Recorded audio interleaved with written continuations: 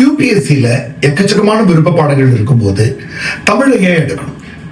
இந்த காணொலியை பார்க்குற உங்களுக்கு இந்த 2 பாடங்களில் எதை எடுக்கலாம்? வரலாறு எடுக்கலாமா, தமிழ் எடுக்கலாமா, ஆந்த்ரோபாலஜி எடுக்கலாமா, தமிழ் எடுக்கலாமா அப்படின்னு ஐயம் இருக்கும். தமிழ் எடுக்கிறதுல இருக்கக்கூடிய மிக முக்கியமான செய்திகள் என்னன்னாக்கா, நமக்கு தாய்மொழியாக தமிழ் இருக்கிற காரணத்தால புதிய கட்டுரை வடிவங்களை, முன்னுரை, பொருளுரை, அதனுடைய முடிவுரை, மேற்கோள்கள் இதெல்லாம் ரொம்ப இயல்பாக நம்ம எழுத முடியும். எப்பவுமே வேறொரு மொழியில ஆங்கிலத்தில் எழுதணும்னாக்கா நமது மூளைக்குள்ள மொழி மாற்றம் செஞ்சு அப்புறம் தான் எழுத முடியும்.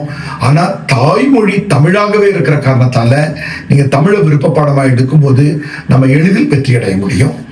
போன காலம் நான் சொன்ன மாதிரி பள்ளிக்கூடத்திலிருந்தே நம்ம படிச்சிருக்கிற பாடங்கள் மீண்டும் நினைவுபடுத்தப்படுறதாலையும் 10வது வரைக்கும் படிச்சிருக்கிற இலக்கணம் தான் இருக்கிறதுனாலையும் தமிழ் விருப்ப பாடம் மிக எளிமையா இருக்கும்.